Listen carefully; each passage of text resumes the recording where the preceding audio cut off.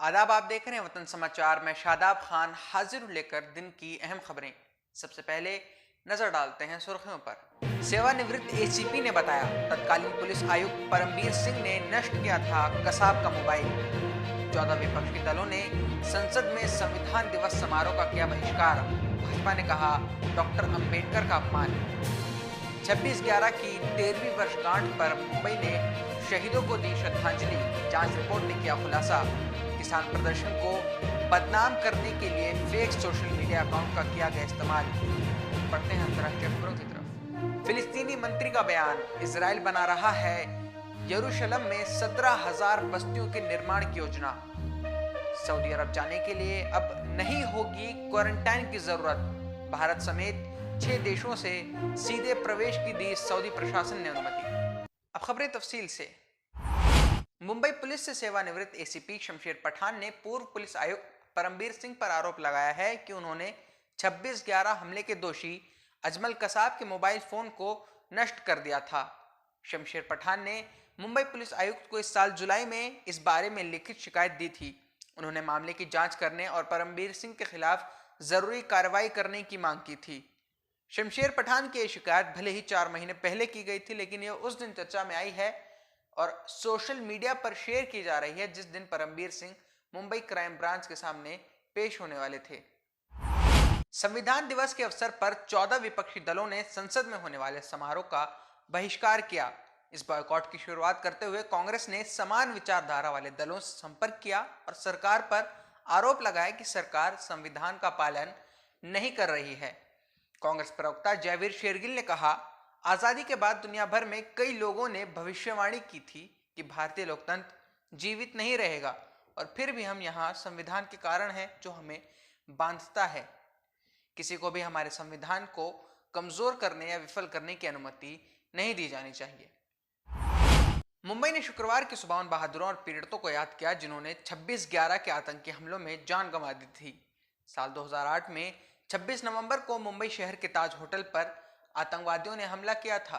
महाराष्ट्र के राज्यपाल भगत सिंह कोश्यारी ने दक्षिण मुंबई में क्रॉफर्ड मार्केट के पास मुंबई पुलिस कमिश्नरेट परिसर के अंदर शहीद स्मारक पर पुष्पांजलि अर्पित कर राज्य का नेतृत्व किया।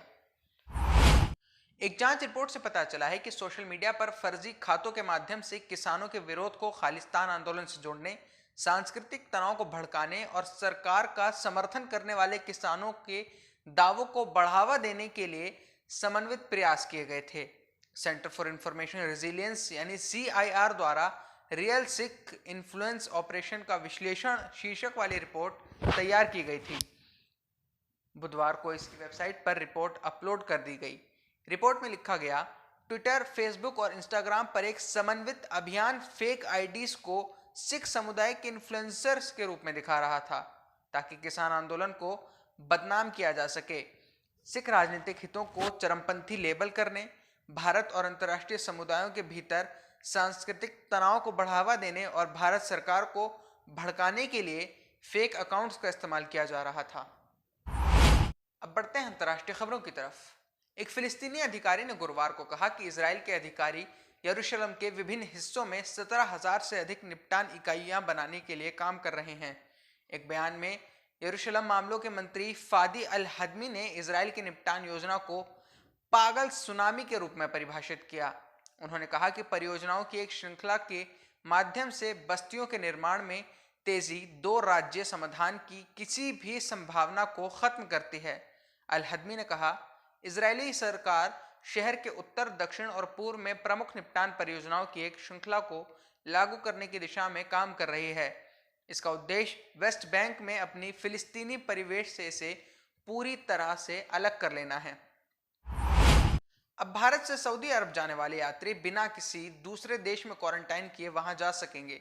इस बात की घोषणा करते हुए सऊदी अरब की राज्य समाचार एजेंसी SPA ने गुरुवार को कहा कि सऊदी अरब 1 दिसंबर से इंडोनेशिया, पाकिस्तान, ब्राजील, वियतनाम, मिस्र और भारत के यात्रियों को देश में सीधे प्रवेश की अनुमति देगा। आंतरिक मंत्रालय के एक अधिकारी का हवाला देते हुए एजेंसी ने कहा कि यात्रियों को उनके कोविड-19 टीकाकरण की स्थिति की परवाह किए बिना आने के बाद सरकार द्वारा अनुमोदित आवास में 5 दिनों के लिए क्वारंटाइन करना होगा। आज के लिए बस इतना ही।